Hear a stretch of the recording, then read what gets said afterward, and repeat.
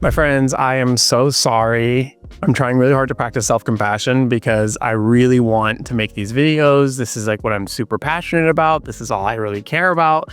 But I've been on tour and I kept saying, I can film videos in between, and I'm practicing self-compassion because it's been really hard and I have not been able to do what I wanted to do, but I'm still committed to it. And today I want to continue the work with you. So I just wanted to start with that apology, but let's get into it. When do I leave a friend? When do I let a relationship go? When is a friendship so far gone that it's time to walk away? These are tough questions. They are important, but in order for us to feel better and do better, we got to talk about it. And on this episode today, we are going to talk about when it is time to step away from a friendship.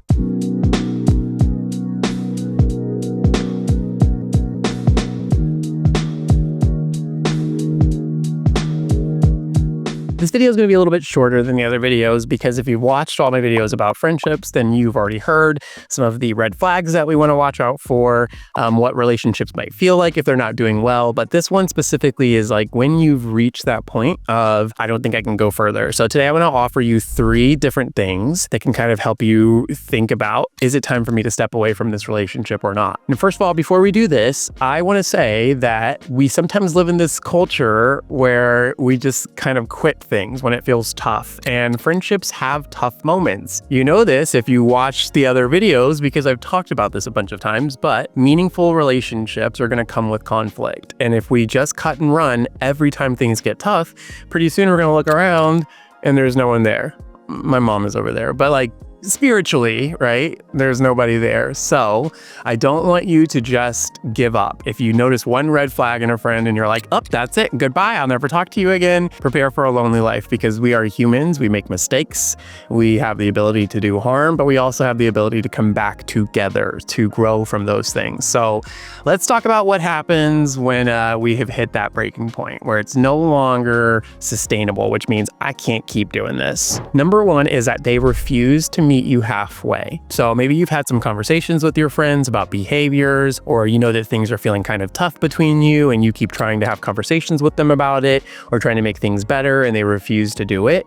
It's like you're chasing after them, right? So you guys are here, you're trying to come to them, they keep going further and further away. You're putting all this work and effort in and they're refusing to meet you halfway, right? A good friendship means that we're both putting work into it. We're both going to come closer together to try to fix this.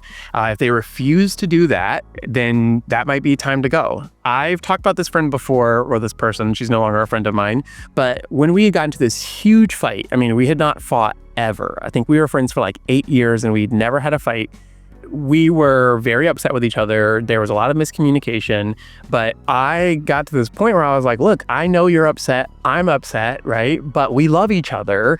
Let's just talk about this. And she would say like really awful things to me, things I can't even repeat out loud because this is a YouTube video for teenagers and I don't want to get in trouble, but like really nasty, mean stuff. And I would literally copy and paste it and send it back to her and be like, we don't talk to each other like this. I know you're hurt. I know this is coming from a place of hurt, but like, meet me halfway. Let's talk about this. And she refused.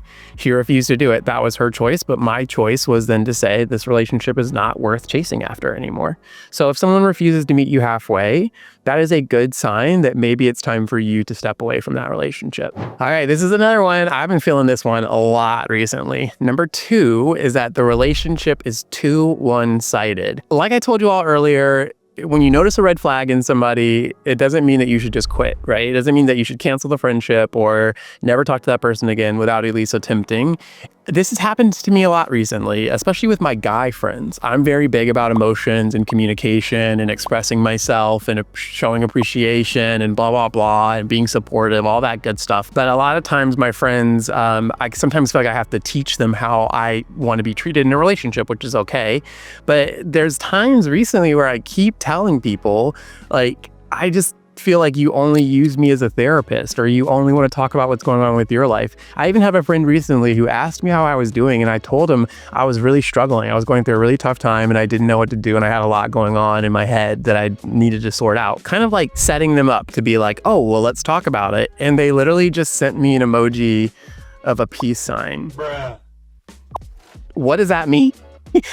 I hope he sees this, because what does that mean, right? And so I've told him before that, like, hey man, I can't just be the person that you call on when you're having a tough time. It's not fair for you to just dump on me, because one, I'm not your therapist, and two, this is a two-person relationship. I do work, you do work. That's how it works. If it's one-sided, meaning that you're always supporting them, you're always making effort, right? You're always trying to show up for them, and they're never doing that for you, and you have communicated that with them. So you've told them, because maybe they don't realize that that's what you need. So if you've done this already, or you've tried it multiple times and they're still not willing to show up for you the way that you need, then you have to ask yourself, is this a relationship that I still want to stay in? Relationships depend on two people. And so one person cannot be the person that's doing all of the work. If that is a situation, then that's not a friendship. That is like more of a job. And look, I'm not this dude's therapist. I'm not anybody's therapist. Even though I'm a mental health speaker, I'm still not anyone's therapist.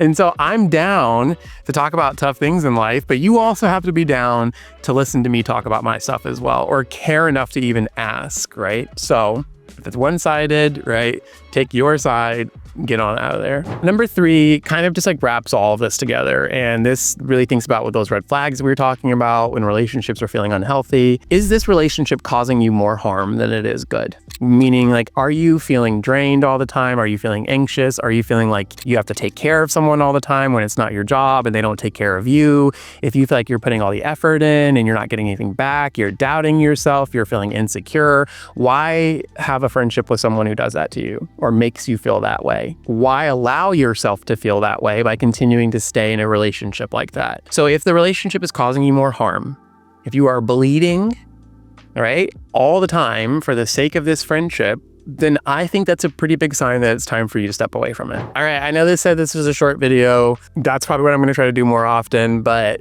we're kind of coming to a close with this friendship chapter. We've got a few more videos. I wanna talk about a couple of different things, but I wanna leave you with this thought. Right? Your relationship with you is the most important relationship you have in your life. It is the relationship that goes with you everywhere.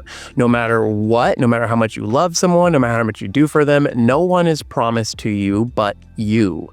It's a tough pill to swallow, but I've told you all this before. It's also very empowering. It feels really good to know that, like, I get to make what I want out of my life. My relationship with me helps me get to be where I want to be, get to be who I want to be, right? My relationship with me is what determines everything. Sometimes it's very hard to think about the idea of not having a friend or to leave a relationship that you've had for years. Again, I've had people who have left me because I was not a good friend to them. I've had to leave people because they weren't good friends to me, right? But in all those situations, the person that leaves is trying to take care of their relationship with themselves. I know it's not easy. It's rarely easy, and you might have to grieve a little bit, which means be sad about the fact that you've lost a friendship. But remember that when you are saying no to something that's harmful, you're saying yes to yourself. Take care of yourselves, my friends. That's all I'm asking you to do. We'll keep talking about good friendships. We'll keep talking about behaviors, all those things with the next couple of videos. But until then, my friends, I hope you feel better. I hope you do better, and know that I am rooting for you always.